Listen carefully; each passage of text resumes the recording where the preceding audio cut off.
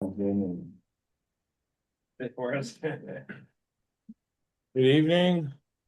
This is the Harbor Shellfish Advisory Board, Tuesday, January 6th, 2026.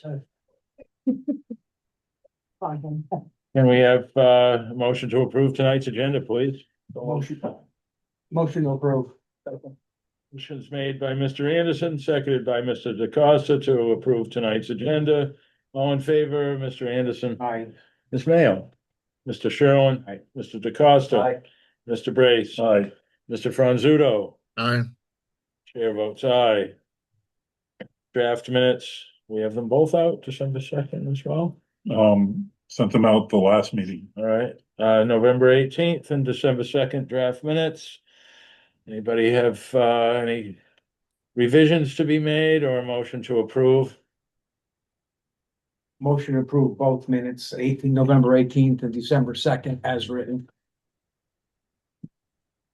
We have a second. I'll second. Motion's made to approve drafted minutes of November 18th and December 2nd, 2025 by Mr. Anderson, seconded by Mr. DeCosta. All in favor, Mr. Anderson? Aye. Mr. Sherlin? Aye. Ms. Mayo? Mr. DeCosta? Mr. Brace? Aye. Mr. Franzuto? Aye. Chair votes aye. Has everybody gotten the email for the conflict of interest training?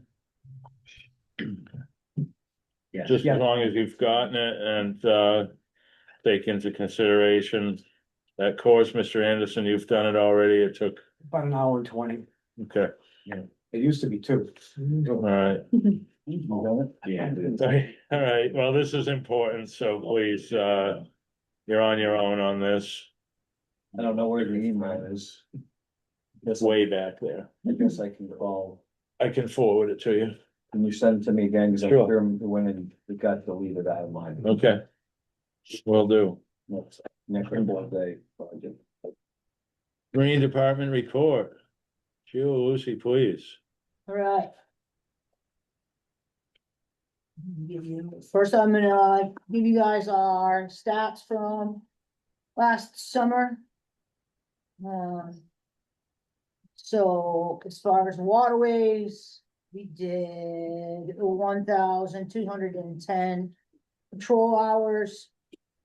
We pumped 42,301 gallons. We responded to 72 calls for assistance. We conducted 291 mooring inspections. The lifeguards performed 173 rescues. They did 430 first aid minors, 15 first aid majors, 11 EMS transports. And our beach head count was 352,863 patrons guarded. As far as the rest of it. So overall, we had a really strong and successful summer across lifeguard, harbor, and dock operations. Starting with the lifeguard standpoint, one of the biggest improvements this past season was moving into the new lifeguard dorm. This was a complete game changer. We had them all in the same place. And they were all within reasonable distance to work, so they could bring less cars. It worked extremely well and had a very positive impact on morale, retention, and day-to-day operations. We had a few minor quality of life items that we've identified that they are going to address this year. They are additional fencing because it's like it backs right up to that green lady. So we get some interesting people in the parking lot sometimes. We have we're gonna put some outdoor showers in, which should have been done from the jump, I think, because they are the sandiest people on the planet. So they're gonna put some outdoor showers and make similar improvements. But all in all, everything looks like it's gonna be ready for this year. Another big upgrade we did with the lifeguard program this year was we got our drone. We are gonna get a second drone that has the capability of dropping a rescue tube to a swimmer in distress. We have 4 drone operators, 2 lifeguards, and then 2 full-time people on staff. So hopefully obviously we hope we never need it, but it is a significant safety enhancement. It's gonna be a life-saving tool if we need it. What does, sorry, I didn't interrupt. What does one of those life-saving things weigh? You got dropped from the drone, do you have any idea? The tube that we drop, just Less than 9 pounds, do you think? Yes, definitely. So there is a fishing drone that's designed to drop baits. It'll drop up to a 9-pound bait that's also can land on water. Oh, all right, It's not that expensive. we'll research that. maybe The only like that issue you're next time. gonna have is because of the no-fly zone around the airports. I don't know if you can use it on the South Shore. Well, we've worked that out with the airport, and obviously, if we're doing it for rescue, all you have to do is call the tower, tell them why we're using it and doing it, Well, but yeah, we can't practice there- there. There's something, I'm sure they can figure it out, but there's something built into the software of the actual drone that it won't fly. Cause like one of the drones that we have, halfway across the harbor, which in the middle of the anchorage is the no-fly zone of the airport. And it will literally go against that wall and it will stop. It's like It an won't go electric any dog farther. fence. It just, Geo, and that's it. it's called geofencing. Yeah, so. Yeah. You just wanna make sure that there's some way to override that, but there is a really good waterproof drone that you can literally land on the water, if it crashes, you get it back and it's still using. Yeah, perfect. There's one that we got pretty nice, but you know, that definitely sounds like something that we could use for our second one. And I will talk to the airport. Maybe this is the time of year for us to test that wall because they're not as busy. And we'll see if that comes up. But we've used it like Mattakit in the harbor. We've been practicing with it. I'll see if I can find the name of the company that makes the one that I saw that performed baits. Perfect. Okay, so on the waterway side of it, over the past year, we got the Harbor Guard, which is a 40-foot jet boat with firefighting capabilities. It's gonna be a good boat. We are struggling with it. The jets get clogged very easily. They do not have a transmission, so there's no way to clear them. So we have to manually clear them. We put extensions on so we can reach down in the summertime. We're able to, every morning, we just stick a pressure washer up inside to clear the jets, so they're clear when we start the day. We're working on several different things with several different people, getting all kinds of recommendations. One recommendation is to put some transmissions in. However, the engine room really doesn't have the room, so we'd have to move the engines and do all kinds of stuff like that. So we're actively working on it. Other issue we're having with it is this boat's never been in the water in the wintertime, even when it was in North Carolina. It has block heaters, but the block heaters cannot keep up and get it up to temp. When we're fighting this cold. So we are having to light the boat off, 3 times a day when we have, you know, freezing or below freezing temperatures. Which is a significant impact on the, on staff. It's pros and cons on the other end, you know, You worried about the boat freezing? Yeah, well, it did. So the guns, Gotcha. the firefighting apparatus froze up. Gotcha. We were able to thaw it out. But it, like, we had to stand out there with torches and everything under the sun. So now we've shut the fire main engine down, filled it with antifreeze so that if we do have to fight a fire, it will run. And we've got all the guns and everything that are clear on it are not frozen so far.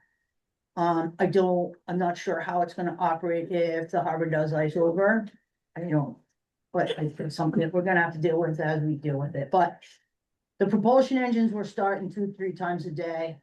In the mornings, we've got heaters in down below, and we've had heaters in the bilges, so the coldest mornings, the temperature on the engines has been around 31, 32 right there, so we're still working at it. freshwater cooled. They have antifreeze in them.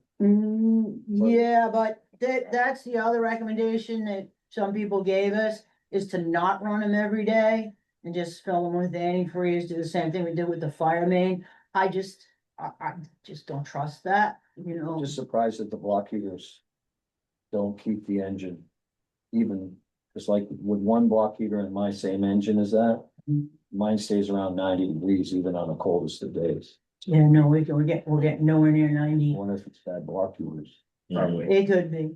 I mean. Mr. Chairman, After. Okay. Hey, that- Dave?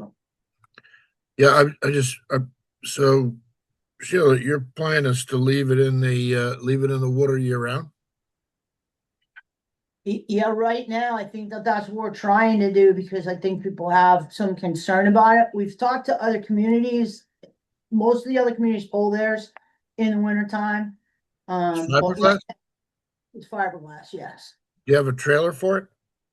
We are looking at getting a trailer and making that possibly an option to put it on a trailer, so that if we did need it, we could splash it.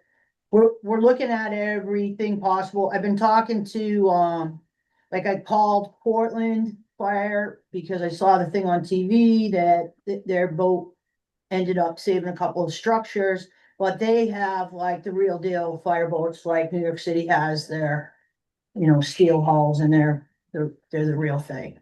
So we're giving this our best efforts. We're working with everybody we can possibly work with to try to make this so it's as usable as possible. Those are the challenges that we've had.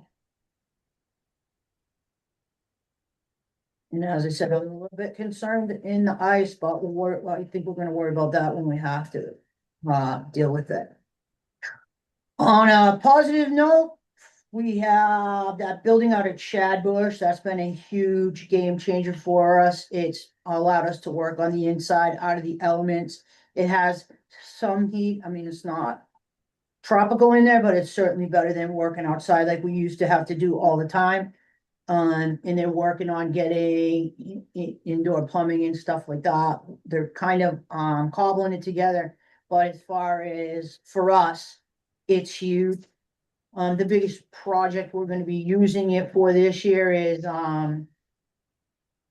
the land bank has given us permission to put dinghy docks out in front of the Gowacki old property, replace those 5 floats that were out there before. That's gonna be a huge safety improvement for the town pier, because the dinghy docks are probably messiest thing that we have down there. So it's really gonna open up some space. We've got the lumber, we've got everything. We're gonna go inside of Shadbush and build them out this winter and have them ready for the spring. Also this winter, the other thing we're gonna work on is just the usual stuff. We're gonna work on recruiting, lifeguard applications and town pier applications are gonna be accepted as of Friday. We're looking to hire the same amount, 60 lifeguards and 20 for the dock.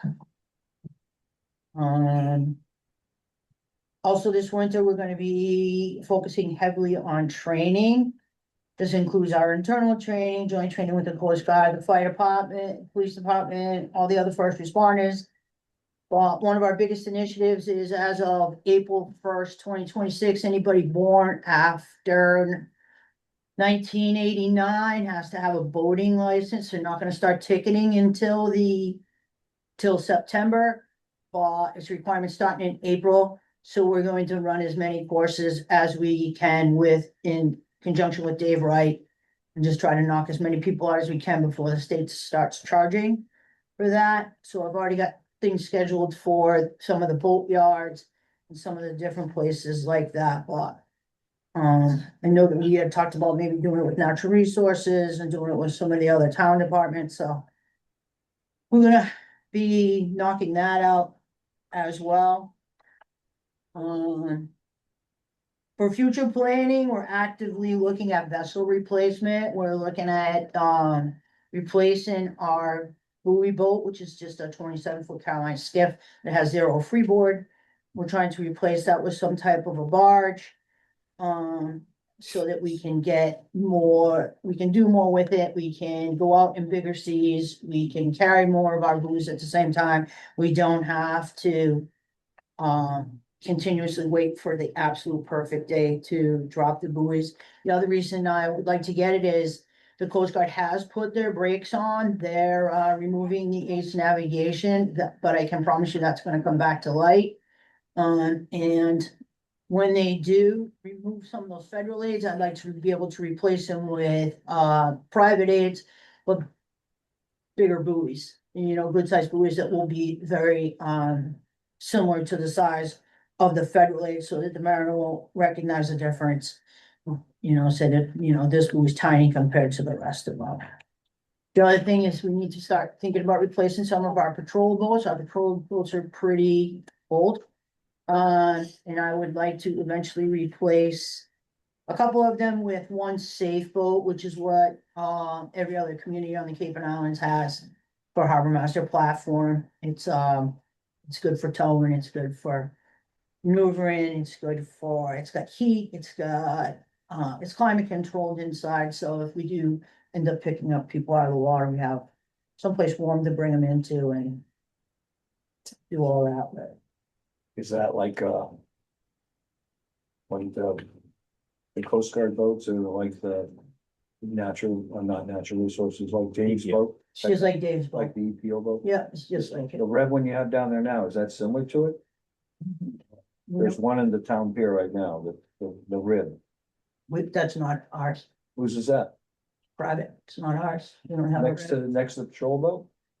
Mm, There's two boats there in the. yeah, we got two On the patrol floating boats, dock? one's a 23-foot privateer and one's a 30-foot Steel. sea arc. What's the red one next to the, Came in today, I saw the boat. Yeah. Oh, that's, looks like a Coast Guard it's boat. working with these guys. It's somebody that was doing some research out at, this league and It's a private, private, yeah, it's not us, that's what you want to get this. that's what I want. Yeah, that's what we That want. makes sense. Is there did I see in capital that there's $600,000 in there for a boat this year? Or is that for natural resources? Five for natural resources. Put on this, Oh, so that was maybe for you then that. it wasn't 600,000. There was, I thought I saw something in Article 10. That was 600,000 for. I know that I've been asking, I don't know if it made it or not, I'll look Just- again. Sheila, yeah, you might want to explain to them how much a safe boat costs. 2 mil. They're, Not- they're north of 500,000, so don't think you're gonna buy a patrol boat for $100,000. I saw, there was something in capital for I don't know if it said natural resources or it said Marine Department, but there was I think it was $604,000 for both. Yeah, I don't know if it got approved. or didn't. Every harbor, every harbor that I've been working in has got safe boats, and they're a good platform. yeah. We've got the quote, and I think it is just above 500. Yeah.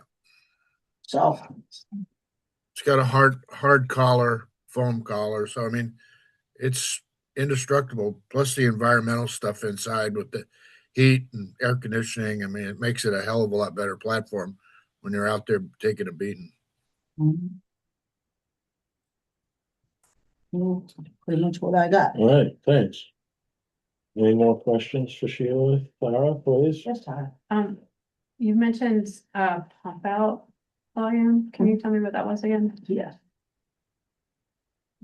And then did you guys hand out die tabs this year? We did.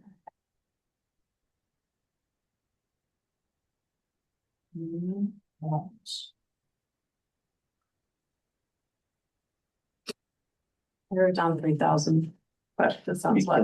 That's very low. Your full fire boat. Yeah, about. Yeah, Or something like that. 42,300. And that's just from the end of the town pier and the anchorage, right? From the headhunter. In the boat basin, Oh, it's the boat basin too? yeah. Sheila, Go ahead. No, go ahead. Where will scheduling for the boating license classes be posted? I gotta put it in the paper, I gotta advertise it for 45 days, stuff like that, but private places, we don't need to advertise it for 45 days, we can just do it. It would be good to get it on the current. I definitely will, but I gotta get the approval from the state. What happens is I get the approval from the state, they gave me a course code for certain dates. Then people have to go online and sign up online with the course code that I give them. So you get no certificate. Exactly. Were there any navigational issues this past season, or do you foresee any coming up, shoaling, shallow areas? I mean, Pulpus is always a challenge, but I think we marked it pretty well this year. We did not have any incidents while the ACE navigation were in the water. So I think. Yeah. Good. The buoy's gone on the Abrams Rock. I am. All right. It Get that went back up. somewhere in the last week or so. 2 weeks 2 probably, weeks, yeah. yeah. I didn't see it over on code two either. I don't know where it went. We'll get it. And also Sheila, up in Wallwinnet, there's a road mooring. You can see the mushroom anchor sticking out of the surf and then the ball just hanging out there. If you go north of Wallwinnet along the beach, Okay, you'll see it. we'll take a look. Thank you. Any other questions or comments on the Marine Department report? Anything from the public? Natural Resources report, please, Tara Riley. Thank you. I have a short one tonight. So since we last met, we had the opportunity to go out with, the DMF classification biologist on the boat and sample, do the winter sampling for fecal coliforms. This is something they do on a regular basis. And, while we were out there, we were able to have a conversation about how to get the horse shed reopened for, clamming, possibly in the summer. They almost have enough clean samples to consider that. There's a few other things that we have to talk about, but I took that as, a positive note on that front. There was a bird deterrent meeting in Barnstable, where they were giving updates on pathogens that affect, oyster aquaculture, and the latest research and different things that farmers were using and kind of where the DMF was as far as what they were going to enforce this year. Tomorrow we'll be in Portland, Oregon. We're attending the Northeast Aquaculture Conference. And there's a lot of oyster aquaculture, discussions happening there too. So hopefully we'll get a real comprehensive picture for the growers and come back and be able to kind of host a meeting for everybody just to let them know what's going on. On Thursday this week, the weather station tide gauge will finally be installed. We've had a hard time getting the contractor over here to put that on the dock, but excited that that is going to be happening. We've been getting the hatchery put back together, fixing everything. Today, we sent out a letter to the commercial permit holders, scallop permit holders, requesting bushel landings for November and December. It's hard for JC and everyone to kind of get these landings during the holidays and, track everybody down. So, we're just requesting everybody turn them in so we can get a comprehensive, count on everything moving forward for our data and our management. And ultimately we use these numbers to kind of bolster our, grant requests too. For money related to sustaining the fishery. I think like looking at some of the trends and stuff from November and December, if I were to make a conservative estimate, I would say that the bushel count's probably around 4,000, which is lower than last year, but the limit is also lower than last year. So we'll see when the reports come in. I've already gotten some texts today about what people have landed, so we'll see how it compares to last year. And we posted the position for the water quality specialist. Application period closes on the 12th of this month. We've got a lot of good applicants so far. I'm pretty excited about that. And then on the 13th, we'll post our 4 seasonal positions, which are largely based down at the hatchery for the summer season. And that's all I got for tonight. Thank you, Tara. Board members, questions or comments on natural resources report? Yeah, Peter? just got a question on Tara's question to Sheila. You put dye tablets in, was that like every single? I mean, how many did you hand out? Every time we did a pump out, we give them to them. Okay, And upon entering the harbor? I Somehow? can't really get them in when they're entering the harbor, but I can get them when we go up to do a pump out. Hmm. We've given them to, Nantucket Moorings, I think they give them out, Hmm. and, the boat basin. Does anybody regulate that? How do you know people are actually using them? Yeah, I mean, don't know what else they do with them, but, yeah, they do it, You know, I mean, you can't force them to put them in the tank, but I know just from my observations in the boat basin. Everyone, because they can pump out every boat in the boat basin from their slip, they don't have to leave their slips. So there's one guy that's all he does all day long, is ride around with pump out and pump out. Oh, okay. and we're out there 12 they're out. hours a day. They're out there in the anchorage, and then the people go up to town, Peter, the ones that, I think people are pretty good about it. I mean, you're always gonna get somebody that's not gonna do it, but compared to where we were 15 or 20 years ago, I think we're. Giving it our best shot anyways. Yeah. I'm still learning all this. Something. Bob? Can I- Go ahead, Dave. Mr. Yeah. Mr. Chairman, Yes. yeah, Sheila, could you, when you have a second, can you talk to a boat basin and that number seems very low for, No, I know, I'm thinking about Challenge. that, I think, thinking about that, as I said, I think that's ours, I don't think we've got the boat I don't- basin. I would have to say that if you add the 100 and plus of theirs, you're probably up around 150,000. Exactly, that's just ours, that was my mistake, Oh, yeah, I think you're right. Thank you. They can measure what they pump? Yeah, yes. yeah, because it all goes into the sewer. The cart that does it has a counter on it. So when they go around each boat, every boat, if you ever go down and walk the docks, I see see that. those brass caps, Mhm. those are the lines. Mhm. And then there's a pump out at the fuel dock too. Boats that come, Okay. because that's where I do it, at the fuel dock, and I pump for fuel.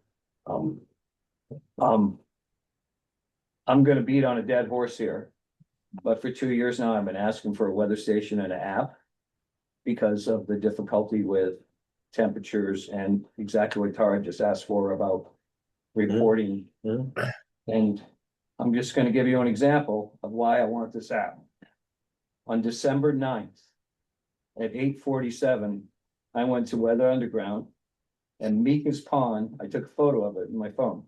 And Mika's Pond at 8:47 said it was 28 degrees. Myself, there were 5 of us in the marina that were getting ready to go because everybody's truck had said it was 28 degrees. And we looked at Mika's Pond and said it was 28 degrees. I called JC because the flag was still up. And JC said, no, my Mika's Pond says it's 26 degrees. I said, well, I'll send you a photo of mine. And yeah, I did. And he sent me a photo of his, and there was a 2-degree discrepancy between my Mika's Pond and his Mika's Pond. We finally got to go that day at 9:55. 5 minutes before 10. I'm distraught beyond belief about this. For 2 years now, I've been asking for a weather station with an app that tells us one location where the temperature is always the same and we can all look at it. And one app that we can, at the end of the day, say, I caught 5 boxes, here's my commercial number, boom. Instant data for everyone. Now, I can't believe that it's taken 2 years of me asking for this and we still haven't had this built. And I don't know what the deal is here. And there's just too much bureaucracy in this town between IT and whoever needs to get this done. But a simple weather station at either the hatchery or at the marine department down on the end of the town pier. And a simple app that AI could probably build in about 15 minutes would solve a lot of our problems with this stuff, you know. And here we are going into the next 2 cold months, and we're gonna have the same thing again. You know, we're all standing there staring at the flag, and one phone says one thing and one phone says another. It just, it's 2026. Mhm. It's time to get this figured out. Mhm. And I'd like some clarity as to where we're at with this. And this isn't pointed at you, you know, I mean, I don't know if it's Jeff or it's IT or what, but I wanna know when we're gonna finally have this figured out. Mr. Chairman. Peter? So when they set up the weather station, and the guy finally gets here and it's set up, will that be a weather station that will appear as a weather station when you look at Weather Underground? Like a specific one that you could select to see what the weather is at that station over Mika's Pond? Yes, I think he said he could do that, but also he could provide like some sort of interface on the town website, or it could be like you could use your cell phone to subscribe to notices that we could send out as well, alerting to, you know, changes in weather and that sort of thing. He is coming on Thursday to install it. I'm just assuming the weather will be good. I don't know like what the learning curve is with, you know, setting up the computer program, but hopefully it's easy and it will be online and ready to use, you know, within a week or two. I've never done this before, so I don't know. I don't have experience with apps. I agree. I think I've wanted one for longer than 2 years, so, you know, happy to try to figure that out. Yeah, I mean, it would be so much easier for you and so much easier for us to just be able to go at the end of the day, boom, I caught 5 boxes, I caught 4 boxes, you know. Send it in with my 4-digit commercial number. And then you come in the morning, you know exactly what was caught the day before, you know. JC can't check every boat. He can't count what everybody's doing. And to do the paper apps at the end of the year when we have to renew our license, it just seems so archaic at this point in our lives that, I mean, I have to do my state catch reports daily or weekly at the most. Even if it was a separate thing that we just could go onto your website or whatever and just say, hey, I caught this week. So when I'm doing the state, I could do it at the same time. It just so much easier than a piece of paper. Mr. Chairman, I had a question for Bobby. Peter? So you both had Mika's Pond called up, you and JC. Yeah.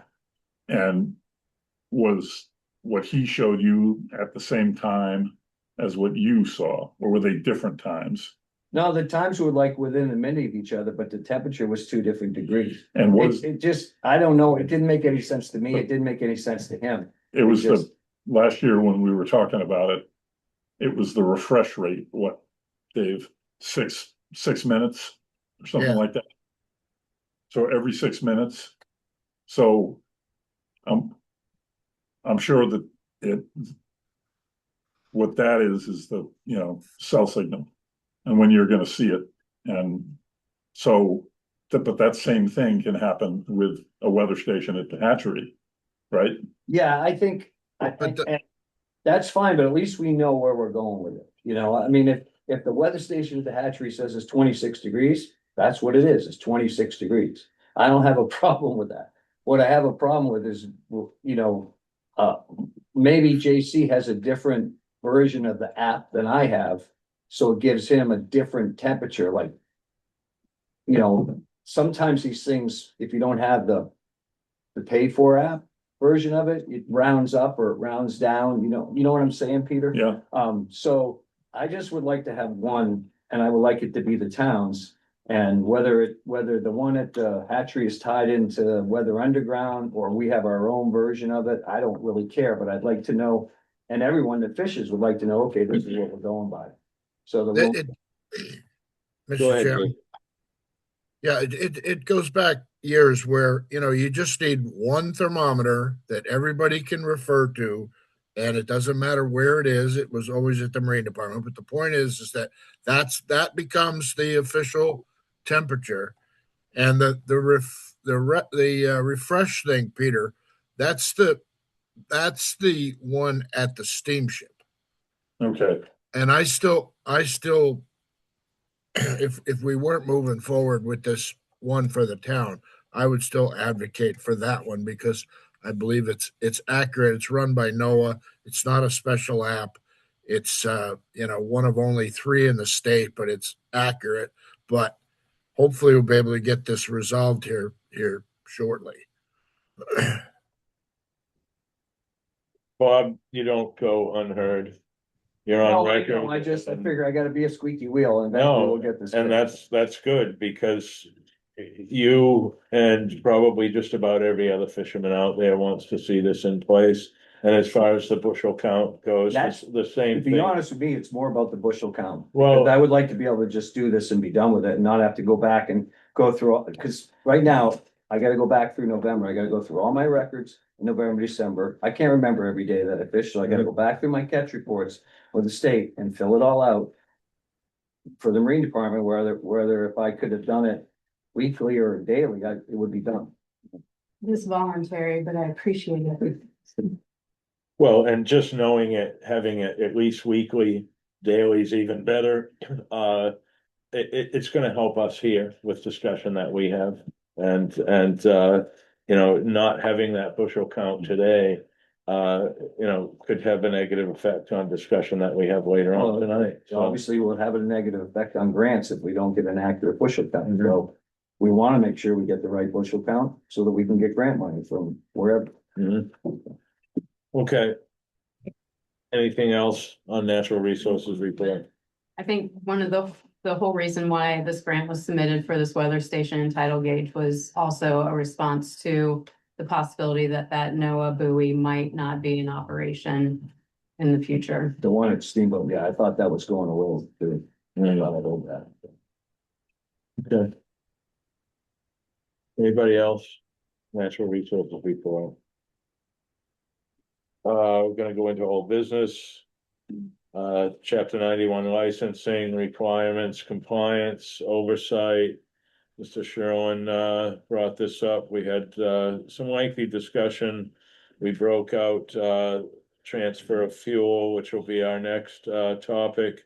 Anything else we need to, go over, especially with Sheila, with us, questions on chapter 91, comments. Things that are affecting us here locally. Jim? Let's mention one thing. I know Jeff was talking about towns' ability to enforce any of it, which I guess they kind of can't because it's a state, pretty much fully state thing. Like, due to our geographic location, I don't know if there's some way that the town can ask the state if we're allowed to enforce some of it somehow, if they can't come out here to do it.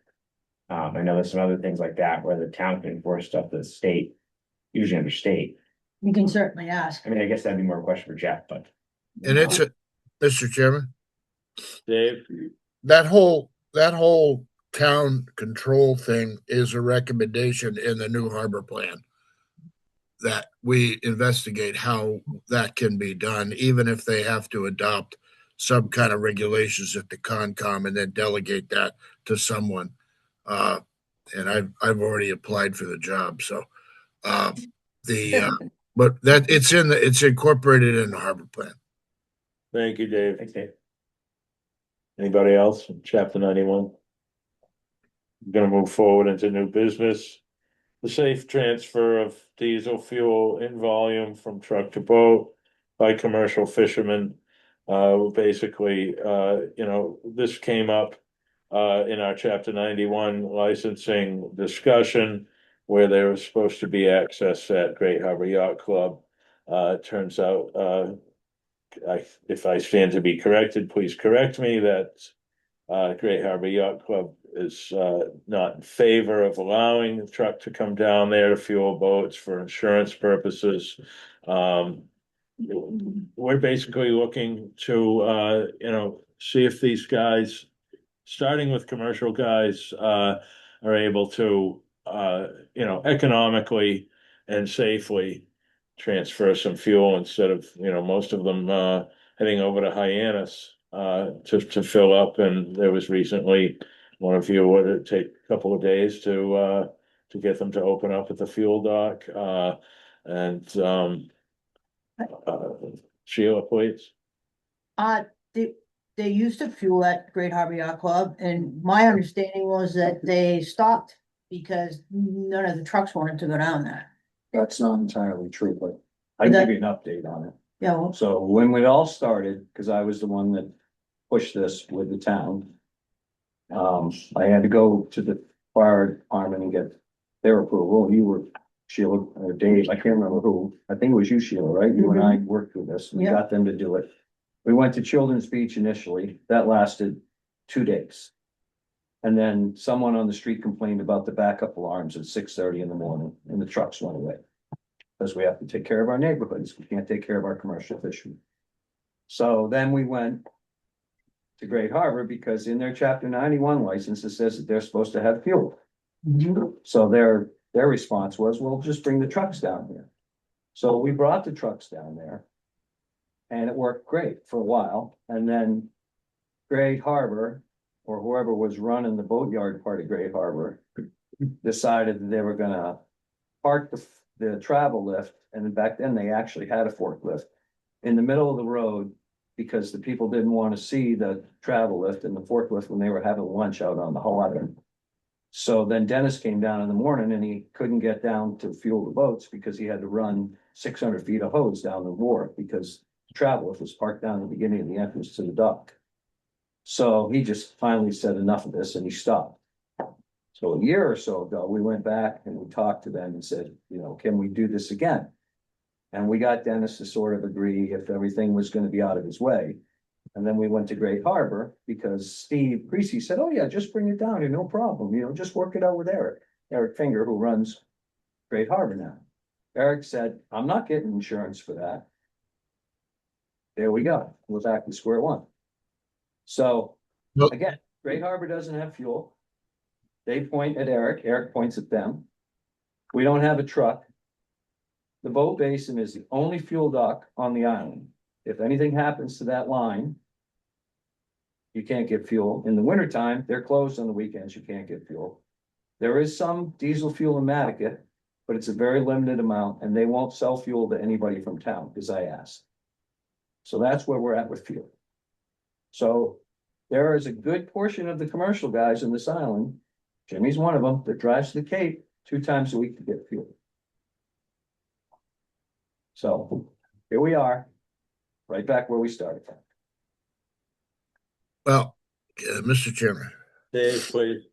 yeah, I've been wrapped around this axle for a long time, but initially it was set up, we did it with Dennis Egan. We required him to carry boom and absorbent pads on the truck. We had training, it was all set. And for quite a long time, it worked fine. The Bob's right. It's not Great Harbor Yacht Club. If you read their chapter 91 license, and if anybody wants a copy, I have it right here on the computer. If anybody wants to read their chapter 91 license, it's whoever runs the marine operations. It was Bob Allen, rest his soul, Mike Allen, with Gray Lady Marine, and they were designated in the license as the operator. But there's a paragraph or there's a sentence right after that. It says, or whoever provides marine services. That's now Finger. You know, so if you had regulatory authority, you know, we would go to Eric Finger and say, oh, by the way, don't come to work Monday morning because you're in violation and we can't continue to allow this entire operation to function because you're in violation. So it's Finger is the problem. And until we have some kind of, my recommendation, and maybe the board would like to discuss this another time, but my recommendation is we write 2 letters, one to Great Harbor Yacht Club, stating these facts, number one, and we write letters to the fuel supply companies saying, would you be interested in doing this? And we try to marry these things together.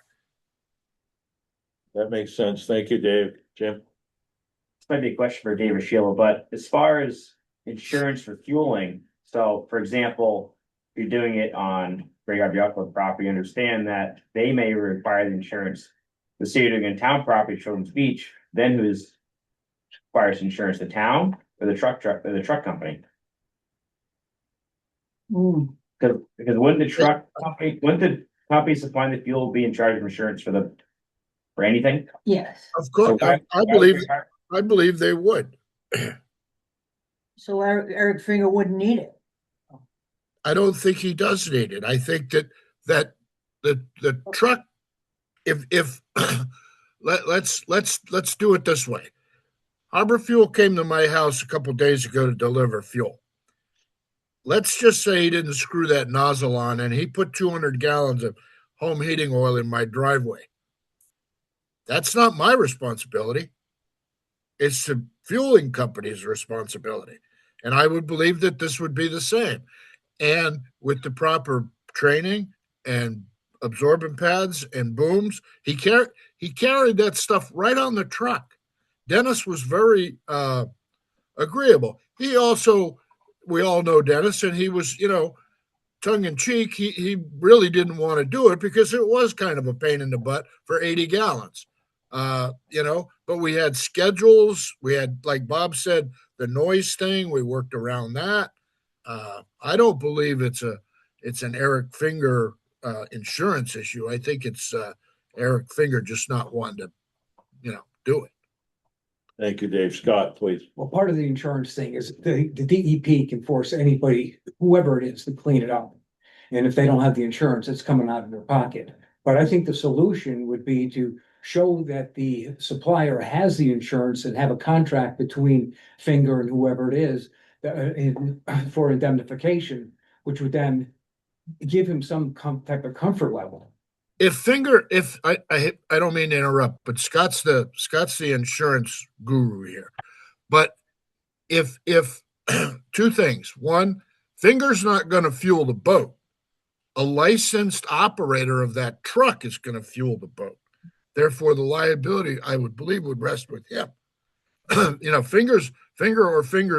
Finger's guys isn't going to fuel the boat.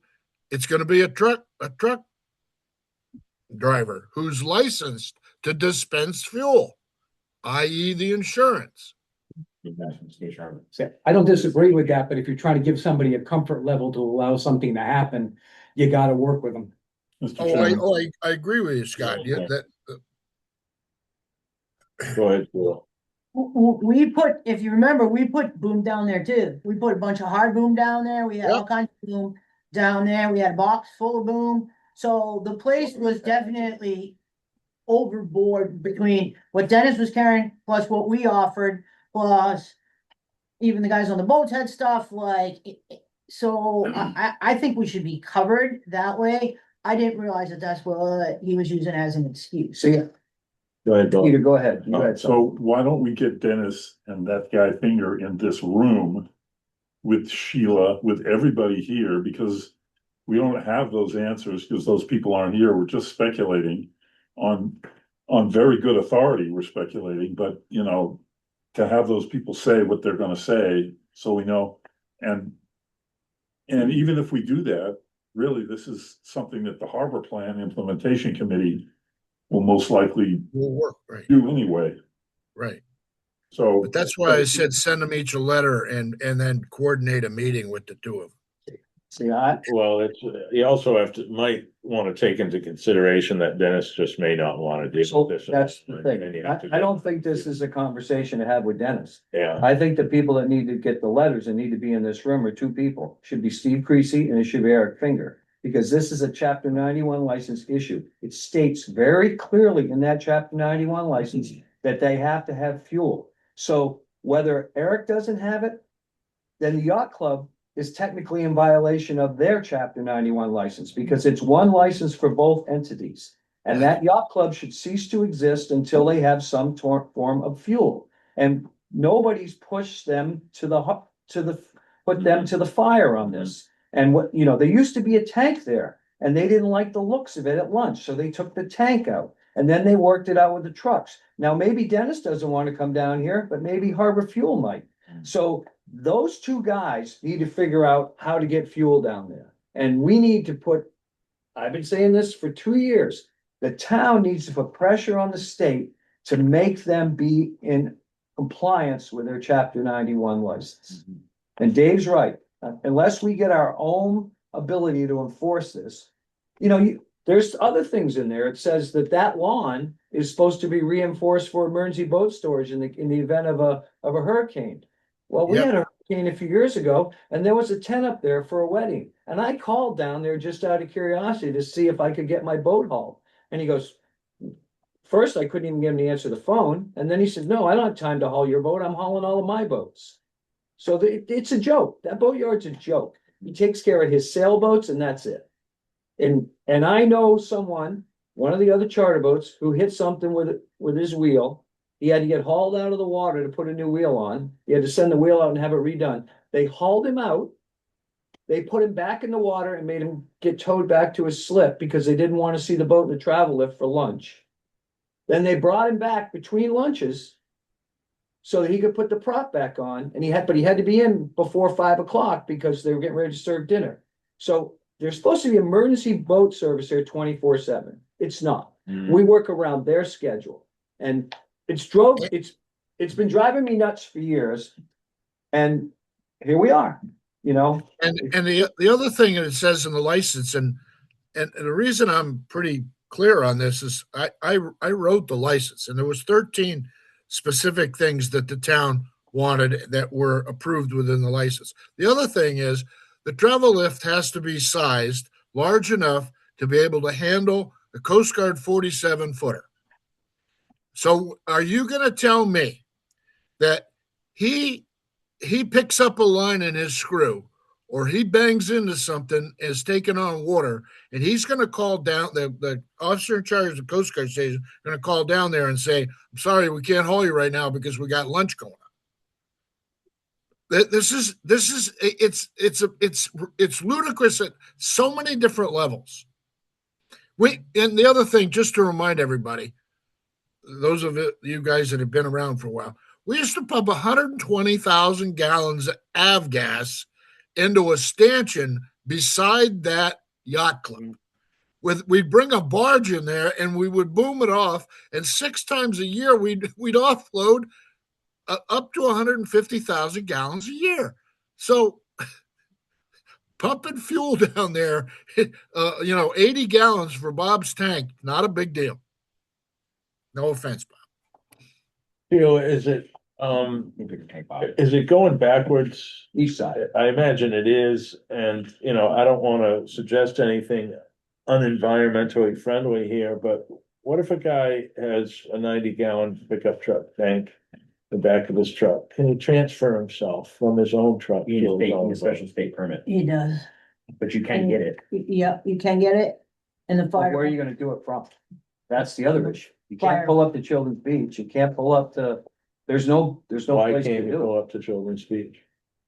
Well, I'm sure there's some regulation that says you can't do that.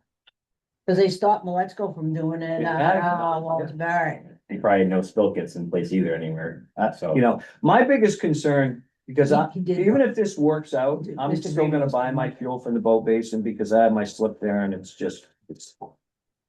what I gotta do. Mhm. My concern is for guys. Is that- no, you know what I mean? that's And- you. And then my biggest concern is, God forbid, anything happens to that fuel dock. Right. I mean, I can't run my business without fuel. Mhm. No, I have to fuel every 2 days. 160 gallons every 2 days. Mr. Chairman, can I ask Bobby and Jim a question? Peter, How much, if you have to go to the Cape twice a day, both you guys, or if Jim, if you have to go to the Cape, or whoever does, how much of that trip, the fuel you're spending to go there and come back, add to the cost of buying fuel on the Cape? Well, it's almost half price in the Cape, so. For me, Yeah, for me, it's not economically advantageous to do it because by the amount that I take versus what I burn to go over and back, it's a wash. But if I held another 200 gallons, or I didn't burn as much per hour as some of the other boats, then it would make sense to do. So certain guys go because it's economical to do it because it is half the price. Yeah. And for me, Pete, after a 12-hour day of charters, do I want to spend another 2 hours to drive over there, get fuel and drive back? Not really, no. I mean, I suppose if we didn't have any other place else to get fuel here, I'd do it, but you know, I wouldn't be happy about it. Well, just for the record, Jim, when you go over. You have, a truck is coming to a dock and filling you from a Correct. truck. You're not going to a fuel dock. Correct, trucks coming down to the Stage Harbor, I think it's town dock. I don't think that's. It is town town by dock, dock, yeah. town, It's a town here. and you know, 300 gallons or whatever. Every harbor on the Cape, every one of them, you can pick up the phone and either call Newman or you can call Monomoy Fuel. You set up an account with them and they'll come to wherever place and fuel you from the truck. Every Okay. one. Can I ask one more question? Okay, Peter. Is there ever a situation in harbors where there's an actual boat that has a fuel tank that can go to boats and fuel them on the water? In Gloucester, there's barges, double wall barges that you just pull up to and fuel off the barges. In Bedford also, yeah. All right, any suggestions on what direction we move in? It seems like the most important thing here is to, have some type of pursuit, over, Great Harbor Yacht Club and, what direction do we move in with this? Can somebody draft a letter? Dave, could you draft a short, sweet letter, that we can, review and vote on possibly at our next meeting to get out to them? We start with that. We've got to get the ball rolling somehow. We can't just sit here and talk about this at every meeting and not get something done. Dave, I can reach out to Eric, yeah, and just start verbally. start verbally and say, Yeah. what's the story? Can you give me the scoop? I can play dumb and say, I don't. Good, all right. When, Right. Feel like there's big interest. I mean, in I this don't wanna get aggressive, but it's possible. we Yeah. need, let's just write a simple letter to, Sheila's idea is fine. When we had the lack of pump out station down there, I went to Creech or whatever his name is. And he had a brand new one, was sitting in his garage. They installed it and, everything was fine. But I think a simple letter to Great Harbor Yacht Club saying that this lack of fuel is has gone on long enough, and it needs to be remedied for several reasons. And we'll attach a copy of the Chapter 91 license in case he happened to have lost his copy, and ask him to come to a meeting and explain it, or at least respond by letter. Okay, so where's that leaving us? We starting with Sheila?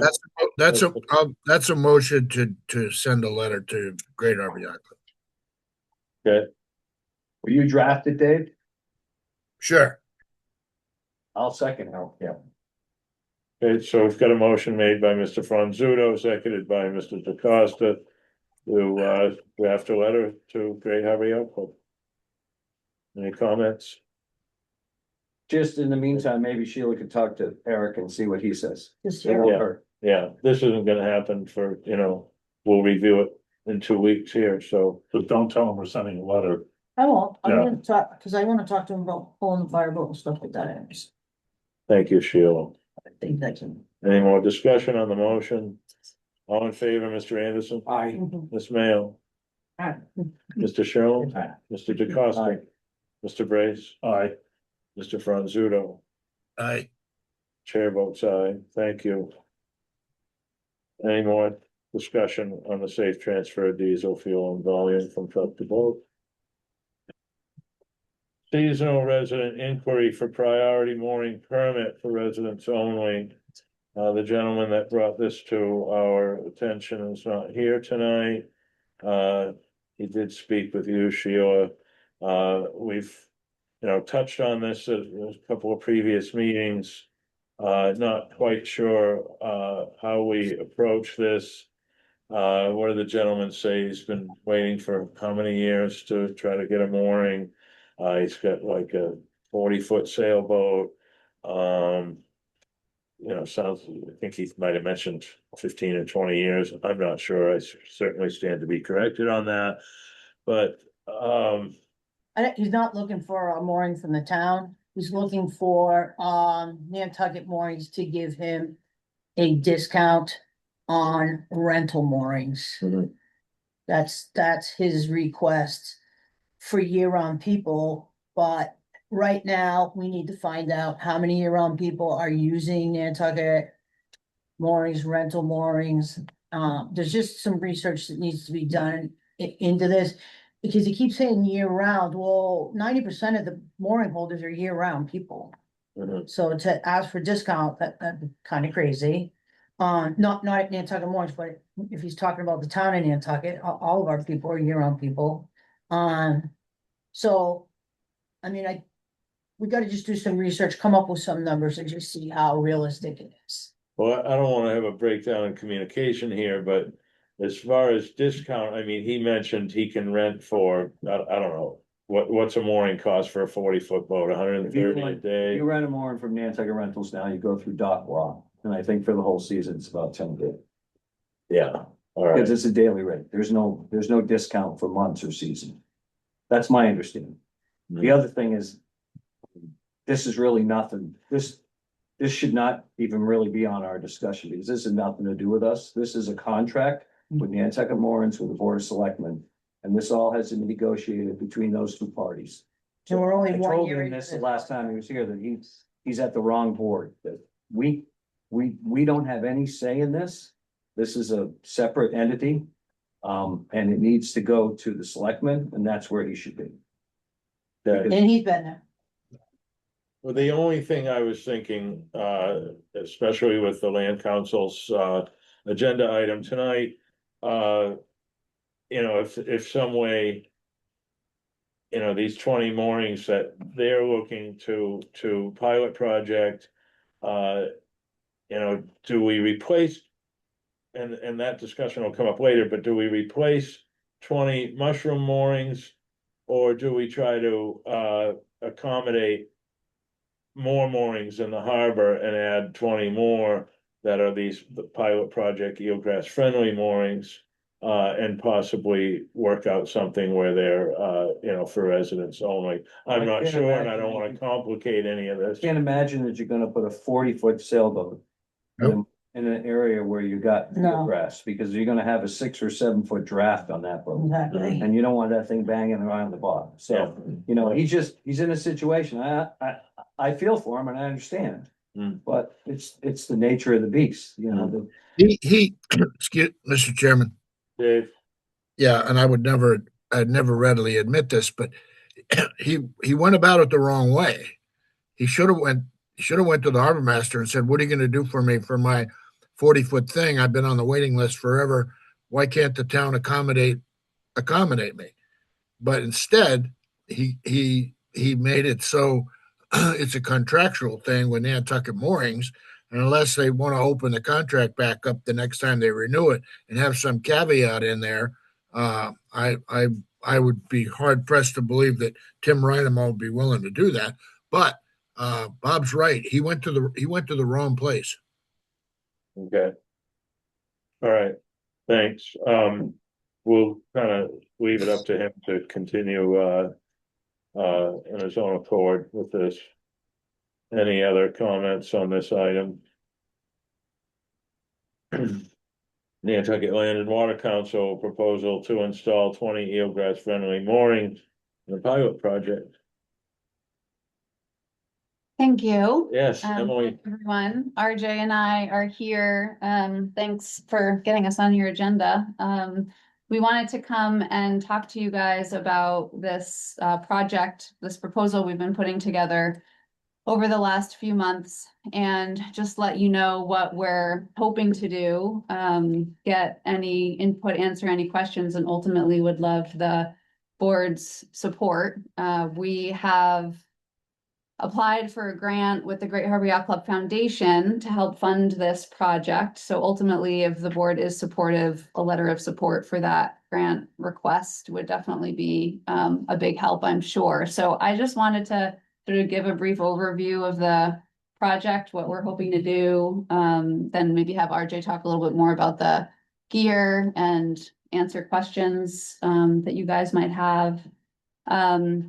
So we started having conversations several years ago with Sheila about pursuing some eelgrass friendly moorings in the harbor, and more specifically, what kind of gear alternatives we might be able to use to the helical anchor system that hasn't really been used out here, and whether there was something else that we could come up with to achieve similar goals as far as preventing scours from the chains. So back in 2023, Sheila worked with us to put our 17-foot Edgewater that we have on basically a pyramid anchor with an eco road on our mooring out in Monomoy area, sort of to test it out. And we spent a few seasons watching the eelgrass around the area, monitoring that, obviously making sure that it would hold to see how the whole system functioned and see if Sheila was comfortable with it.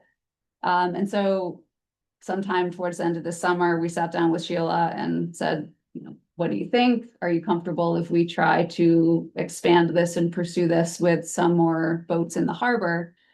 So what we decided to do was try to put together a smallish but bigger than sample size one pilot project to look at doing this with some more vessels. And what we have applied to Great Harbor for is basically funding for the replacement gear. So that basically what we're doing right now is we're working on refining an area, a priority area where there is eelgrass habitat, where we could send out an invitation to vessel owners that have moorings in that area to participate if they choose to, and request that the Great Harbor Yacht Club Foundation provide us with the funding to purchase the new gear so that that cost is absorbed and doesn't go on to the participant.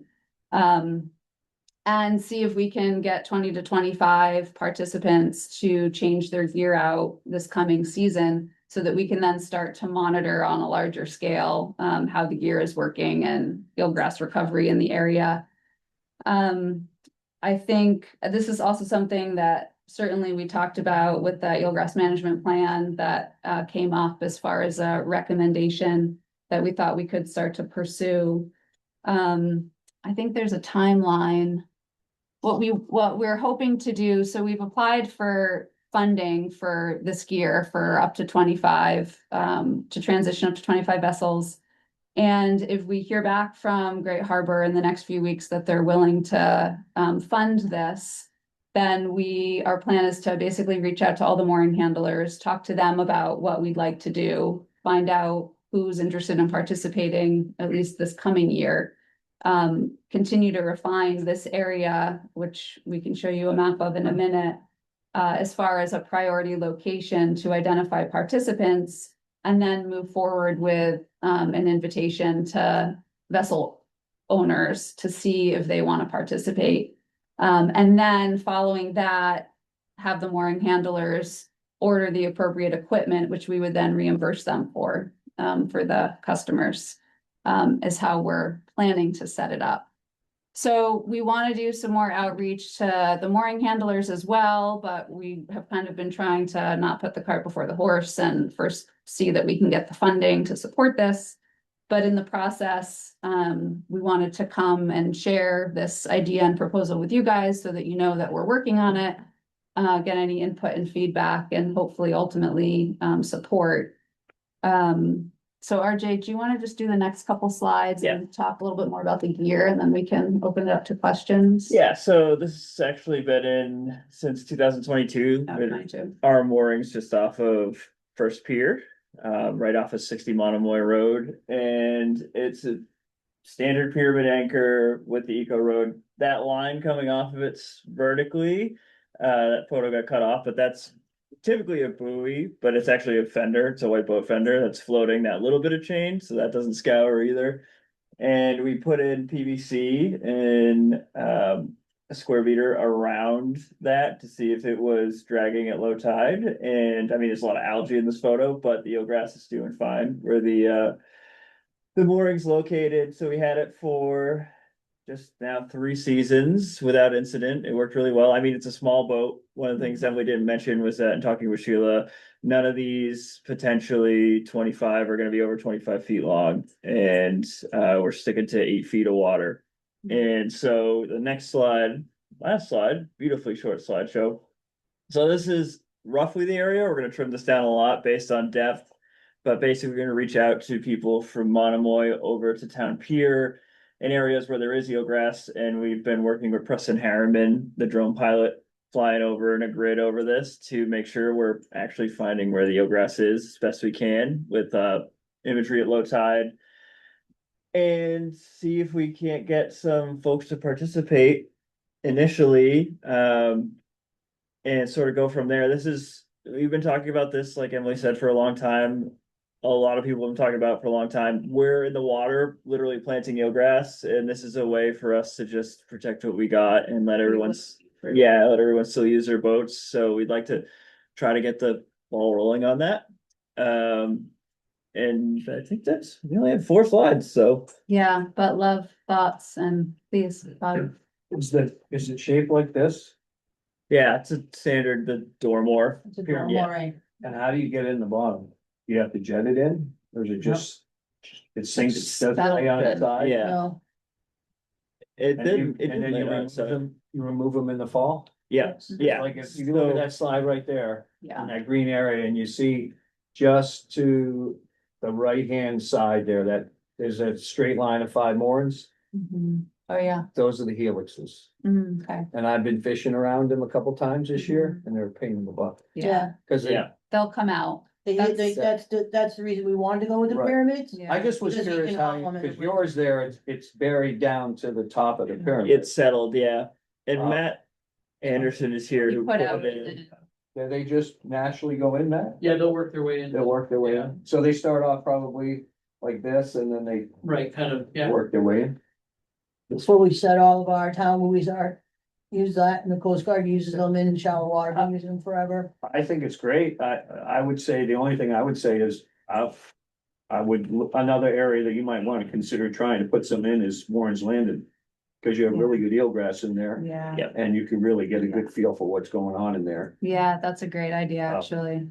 Cause all this area is kind of patchy and, Yeah, it is patchy. but Warren's Land's got really good grass and you could put them in there and. Yeah, I know, and we were trying to brainstorm what would be a good initial sort of pilot Most of the site. boats in Warren's Land are under 25 feet. Exactly. Yeah, that would be a great place to go Folgers next. area, do it. Harbor Folgers, Well, is the other area. Yeah, Win it.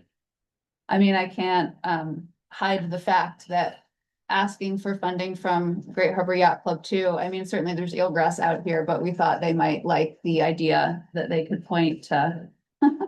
I like the Front. fact that they can be taken out. Yeah. Cause that was the Well, whole thing, that's the been helixes, Sheila's oh, we're gonna whole- take the helixes out, well, Yeah. That's then the been, gear went away and Yeah. then they're there. Yeah. So Yeah. quickly on the helix, and I've asked this before, couldn't the helix be put in below grade and have like a little tail piece of chain so that it can be located that Well, would not bother you? originally. They were supposed to, Have they were I know supposed a to, cap. a diver was supposed to a go down wacky cap. at the eyelet and then a little flopper was supposed to go on it, so you could pull a dredge right over. Mm. Yeah. That never happened. but this is Was- something was- where we can guarantee to be removed. It's guaranteed safety. We don't have to worry about people getting hung down in them or a cap falling off or something like that. The helixes have been my concern since day one, and it's strictly for the scalpers. I just don't want them to get hung down. And these Dormore anchors are proven. They're more economical than the helix. The helix are more expensive. We don't have the equipment out here to take them out if something was to go wrong. We don't have anything. These pyramid anchors work. They work well. They can yank them out and then the scalpers don't have to worry about anything and we don't have to worry about anything happening to them. Are they leaving a big hole behind? No. No? Mm-mm. Okay. Are they concrete, man? No, They're steel. they're steel. Yeah. It's just one form. Yeah. So there's nothing they can crack or break. There's nothing welded on them. They're tried and true. Like I said, we were using them in the Coast Guard in 1998 and they use them in Woods Hole Pass for those buoys, so. Jim, just want to ask Matt a question so he can verify it for us. what do you need for a deadweight system with this, for anchor difference on the sides of the boat?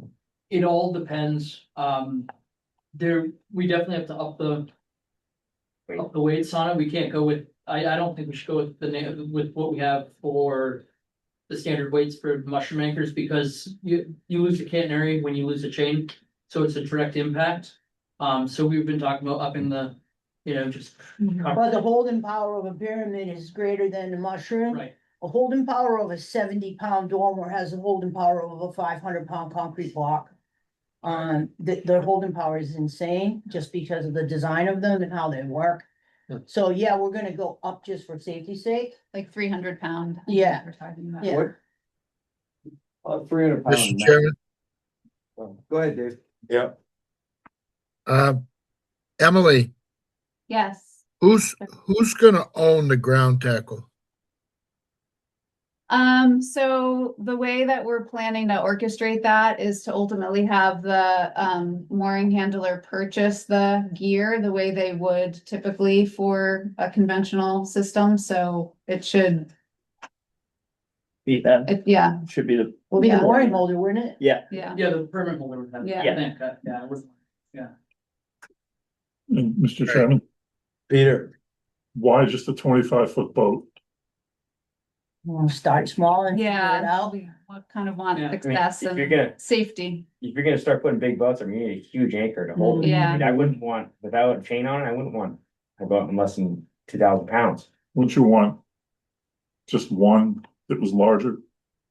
Because then you'll have to come back to us, have to start, I don't know. just- Peter, the fact that we're only gonna set them in 8 foot of water Mhm. and in eelgrass beds, you're really not putting boats bigger than Yeah. 25 foot in that area anyway. Okay. right. So I think to start, yeah, I mean, if these things work really well and we wanna put them in the whole anchorage, then we start yeah, dealing with 2,000 How do we pounds, or step whatever, up? but like right where the primary areas where eelgrass is, you're not putting 30, 40 foot boats because it's just not deep enough. I'm curious, a 300 pounder, rough dimensions, They're probably 16 by 16 square and probably foot, or, yeah, and that thing weighs 300 pounds. huh? Yeah. Wow, so they're smaller than a mushroom. yeah. Yeah. And they yeah, have a real short shaft. Yeah, So you don't have to worry about the boat riding over it and punching a hole through the boat. Right. very interesting. Didn't we had, when Fritz was on the board, we had Fritz look into it. Mhm. And This was his baby. And one of the main things he came up with is they were expensive. Mhm. They're more expensive than A big chunk of steel for sure. well, and these, so initially we were looking at the Dormore, but we're actually gonna go, since we're gonna be purchasing these for people with, a different, with the, what is it, the Sea choice, Sea yeah. Choice. Which is Wow. a difference of like a Dormore will be 1,500, whereas the Sea Choice is 500. So the price difference, I mean, it's the Dormore is local and US made, whereas the Sea Choice is not. But You might wanna look at that though, yeah, just You- $1,000 difference is telling Yeah. you something right there. yeah, Can you try to negotiate with them and let them know that this could be something that takes off here, with Dormo? yep, possible. I think in that case, I think if we look at our professionals, Yeah. and we look to Matt Yeah, and Timmy and say, all right, look at these two, is which the- will you, is the $500 one a good Right. enough product, or do we need to spend the extra money, yeah, no, absolutely. Emily and RJ, this is wonderful, because since Fritz left the board, this just kind of dropped off of our agenda for a long time. One thing that I remember coming up back then was the gear following up and ending up becoming weighted Mhm. and kind of doing the same thing in the bottom as a chain does. How did you find this? I mean, if you could go back to that slide. Yeah. You've got some growth on your line. Did it ever become so weighted that it was sinking to the bottom? Does this line require bi-weekly or a monthly maintenance to be cleaned? Just curiosity factor on that. So let me try to go back to. So they have like a float that basically holds them up in the water column and I don't, Holds the chain. That's holding the No. chain. yeah. Let me see if I can go back So to not full they screen. do stay kind of neutral in the water column, so they won't sink down. I haven't seen one sink down. They make them now with a bullet float on the lower end, right above the big thimble, so where that buoy line was attached. Now they make them with the actual buoy built into it. So any of that bottom. Basically in the front Yeah. part of the eco road itself, right? Exactly.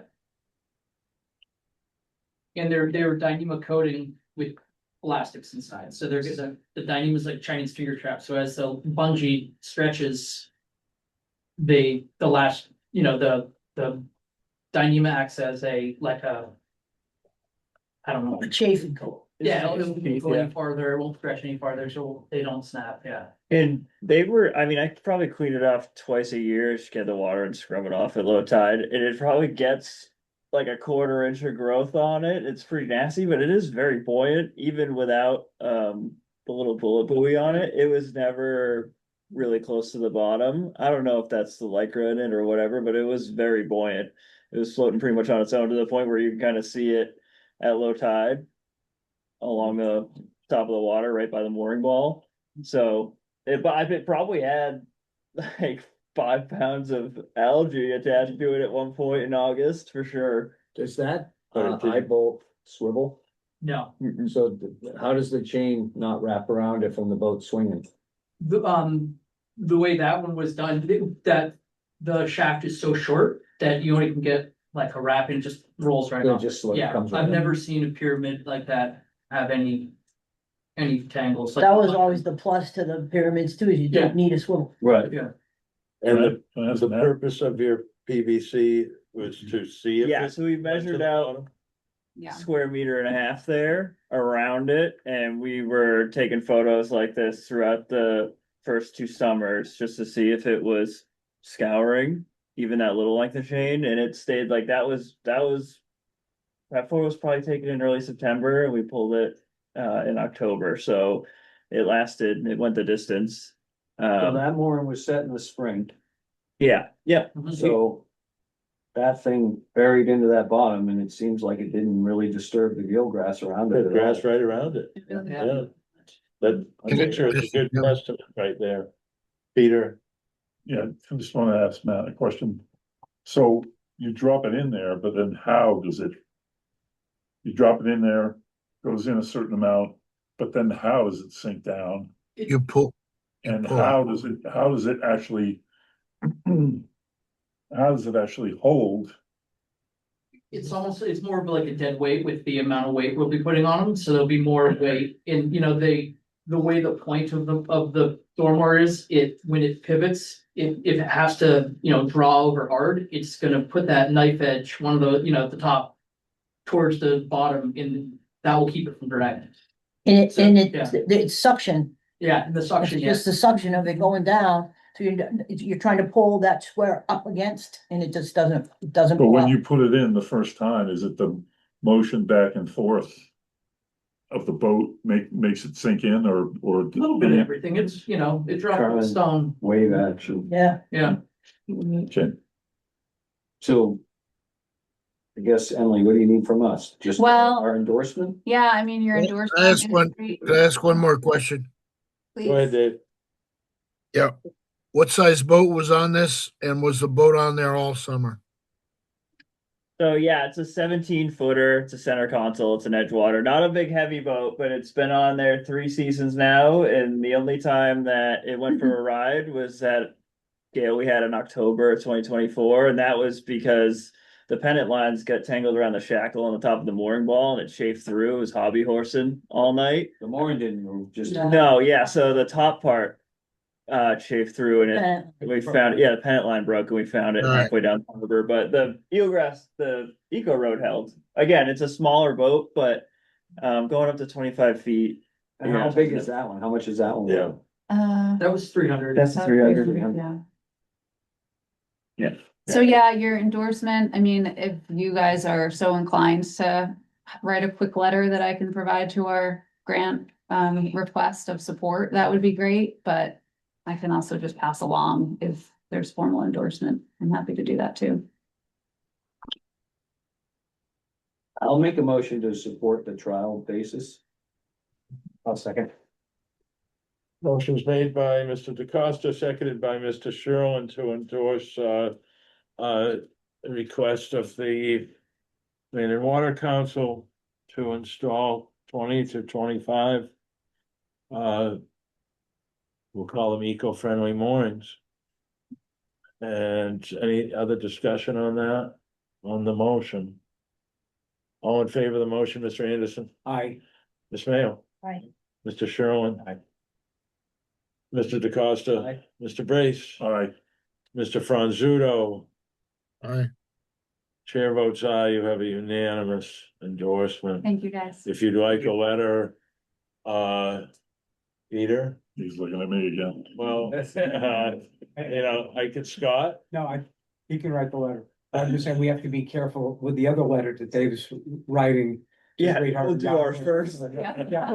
And kind of coordinate. well, Different people. oh, Emily, if you feel you need a letter, you know how to reach out to Peter, That's. keep it short and sweet. But Mr. Emily, Chairman, reach out to them sooner than later, because I'm gonna burn them in my letter. I'll send them an email tomorrow. if I write a letter, does that mean it has to come back here for you guys to say you like it? And what's your I timeline? think we've already voted unanimously to No, I endorse it. It's basically an endorsement. Write a little something simple that said we endorse the trial. So what you're saying is you trust me? I do. Okay, For 13 years now. Sure they want to see mine Yeah. before it goes out. Emily, you reached out to the NSA? I've talked, they know we're working on it. I mean, if you can, Yeah, ask to be on the agenda for the next board meeting. yeah. I That'd be think great. this is, right in the wheelhouse for, some funding, if you wanna add to this number, or Yeah. just, somehow split the cost, Yeah, so, just saying. no, it's a great idea. Thank you, Andrew. Yes. Any more discussion on the Land and Water Council's proposal for 20 eelgrass friendly moorings? The last item on our agenda, commercial based scalloping days lost to cold temperatures, potential options to make up for lost days. Whether that may be Saturday fishing or adding to the bushel limit. Mr. Chairman. Yeah. Mr. Chairman, Jim and I have a conflict here, so we're gonna get up and remove ourselves from this conversation. Yes, please do. Mr. Chairman, Mr. Franzuto.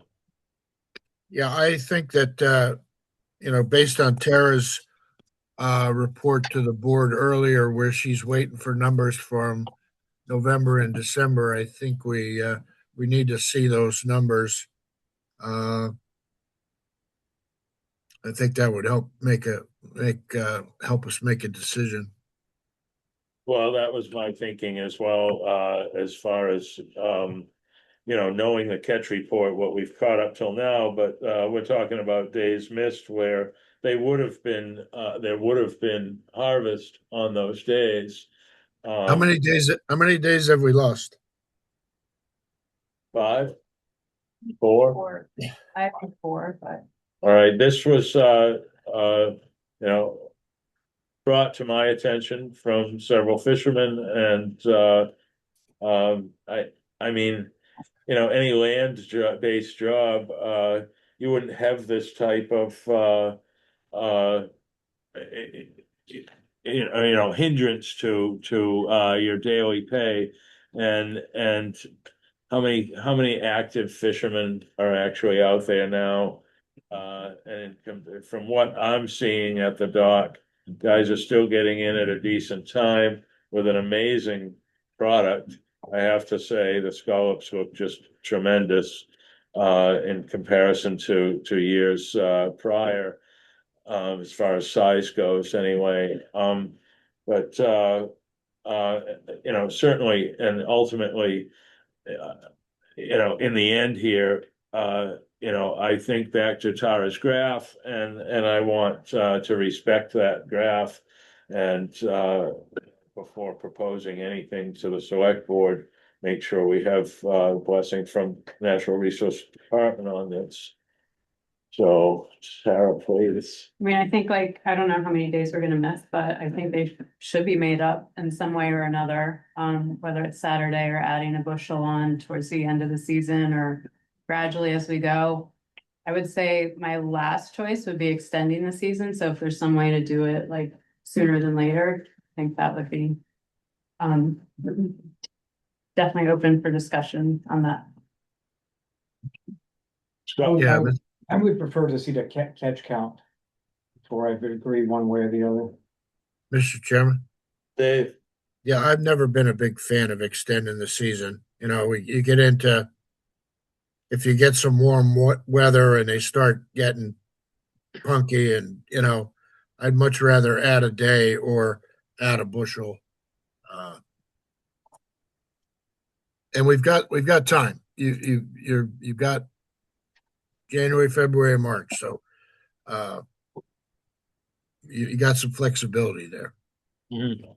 Well, if anybody follows the Farmer's Almanac, which this year is their final edition, they're calling for a cold winter, and it seems as though so far they're right. But I haven't seen snow stay on the ground for 2 weeks like we've had so far. We do have a few warm days coming up here, but I'd like to be as proactive as possible on this, simply because, as we all know, the scallops, with, the harvestable scallops, this is their season, and to harvest what we can and allow the fishermen to make a living while they can. Mr. Chairman, Peter? yeah, just hypothetically, if we said, okay, you guys go fishing this Saturday, well, it's gonna pour. Number one. Number two, what if we say, all right, you're gonna make up days on these 3 Saturdays, and 2 of those Saturdays, it's too cold, you go fishing. I would be an advocate for an extra box, because you could be making up as you went along, if you chose to do that. I just think it's too iffy to say this one day of the week. If it is gonna be cold, and, last winter we had January and February, we had days, most of the days were in the 20s or colder, all ice boating.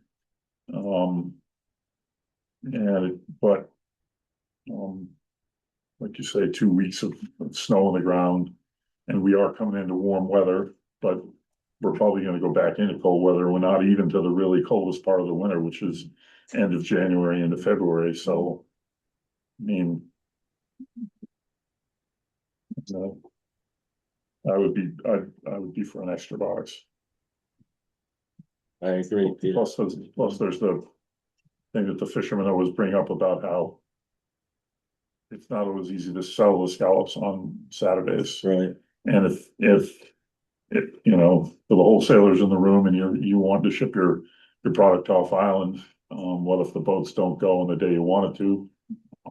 Because it's cold or because of the weather. Board members, any other comments? Board members that are abstaining, would you like to speak from the public? I would hear from the public first. And I have sorry, Mr. Chairman, I have a text from Dylan Wallace who couldn't make the meeting. Says I can't make the SHAB meeting tonight in case you talk about ways to help us make up lost fishing days. I would prefer adding a box. Well, and plus days in April versus Saturdays. Weekends are family days and we can't sell Sundays. So. Yes. Anybody from the public like to speak? Mr. Logan? Yes, Mr. Chairman, thank you.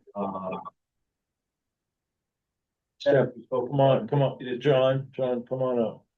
So the microphone can hear. To be cold this winter like we haven't seen in a long time. 5 days off already is a lot. I mean, that's a whole week's pay. Making it up as we go along is a good idea. I hadn't thought about Peter's too much about, what if Saturday is a cold day also. You're gonna miss it. And I don't need to talk about not being able to ship on the weekends because I can ship them on Sunday morning to my buyer in the Cape. So that's a logistical thing that wholesalers need to work out with their buyers. I think that's an easy one. But the more I think about it, the more I like the idea of adding a box so we can get that as we go along instead of waiting and hoping that Saturday is a good day to go. So that's my 2 cents. And Andy, John, I didn't, when I was saying not being able to ship, I was saying if the weather is bad and the boats don't run, then you're not shipping unless you're gonna fly it off. Well, it's that same during the week also. If Yeah, boats are yeah. on, I hold them and I send them when the weather's good. So. Right, all right. Any other fishermen here wanna speak? You guys here with the mooring thing or, No, we're fishermen as well. okay, Just And- do curious. you mind stating your names for Yeah, the that'd be record? great. My name is Matt Grafe. Thank you, Augie Freeman.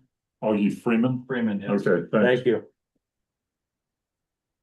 Jim or Bob, please.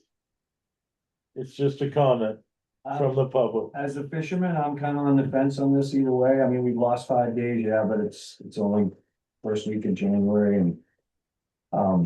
I can remember years, I've been doing this long enough where we lost weeks, not days, weeks. And we didn't add on boxers, we didn't add on end of the season, it was part of fishing in the winter. My biggest concern with going to 6 boxes is what's it gonna do to the price? We're getting, the first time in a long time, we're getting decent money after the first year. And I'd hate to give the buyers any excuse at all to drop the price. I don't know if that will happen or not. Right, That's just me personal as a fisherman. Yep.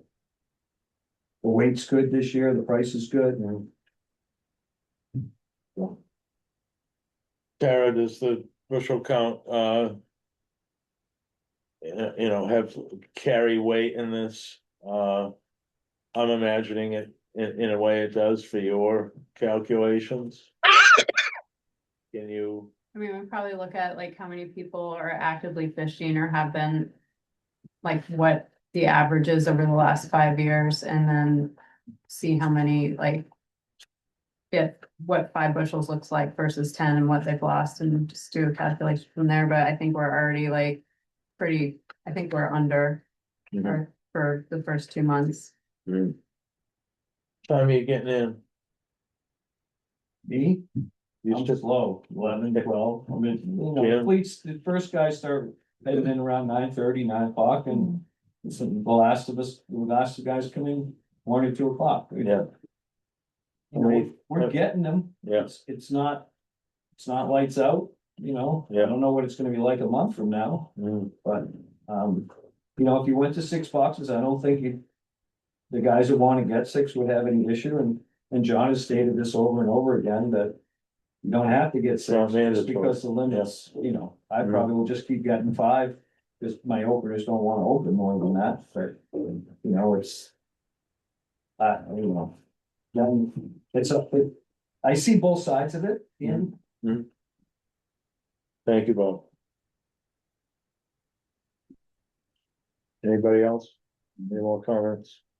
I mean, at this point, we'll continue this to our next meeting is, all I can say at this point. Just point of clarification.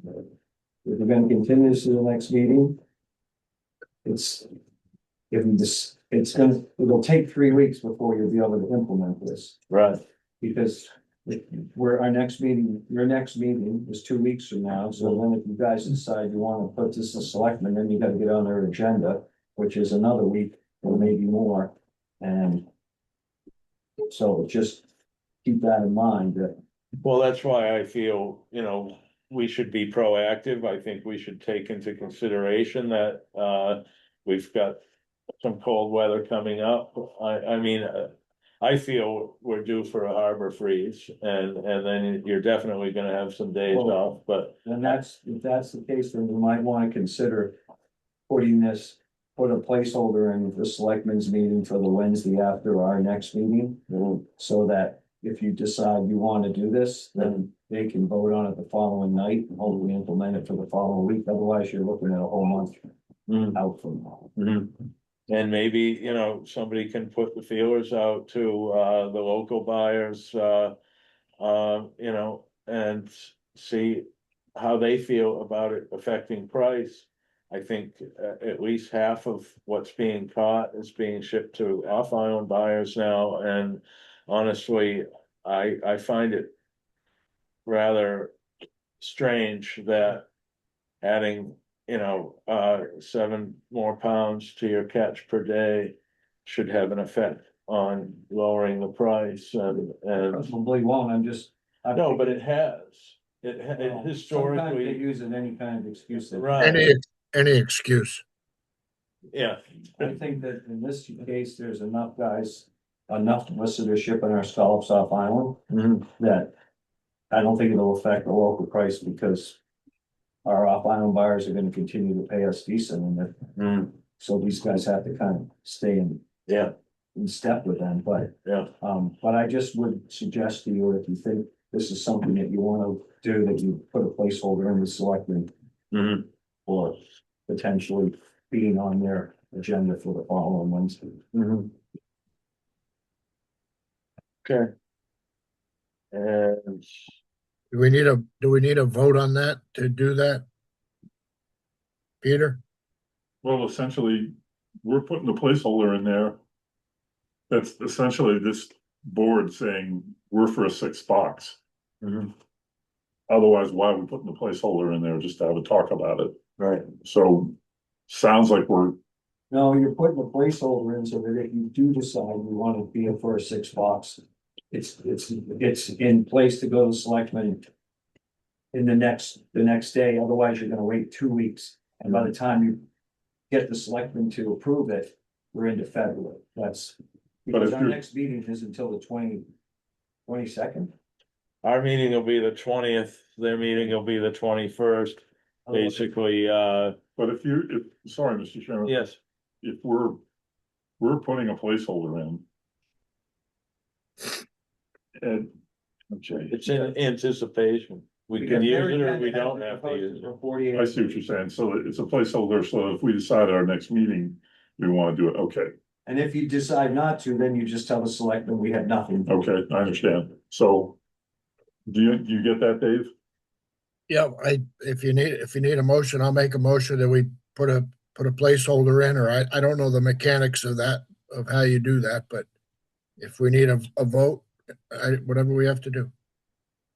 So basically, you're gonna make a motion so that we simply get on the select board's agenda for Right. January 21st. So we're ready to go to 6 boxes if our board agrees to that.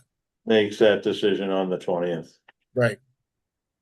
I'll second that motion. Okay, so the motion's made to by Mr. Franzuto to get on the January 21st select board meeting in lieu of asking to increase the bushel limit to 6 boxes. Seconded by Mr. Anderson. A discussion from the board.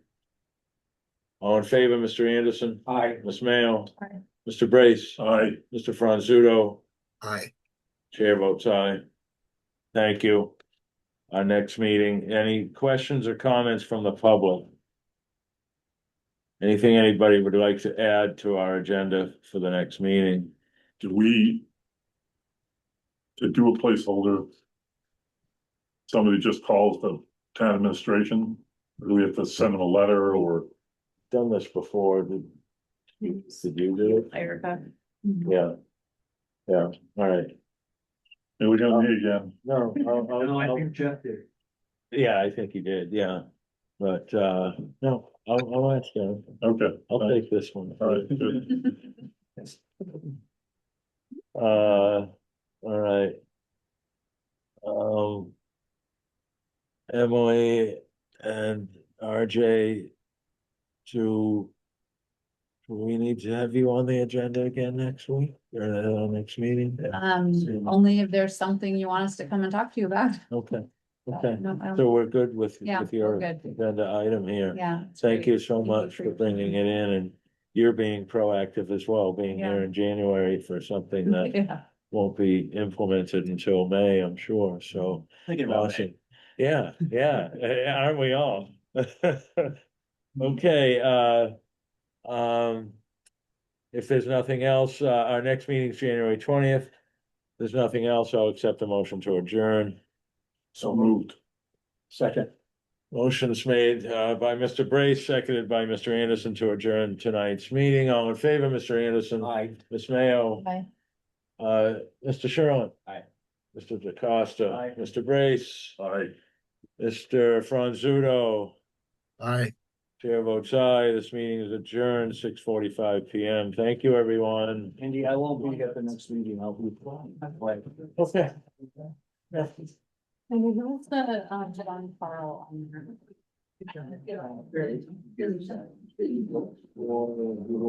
Right.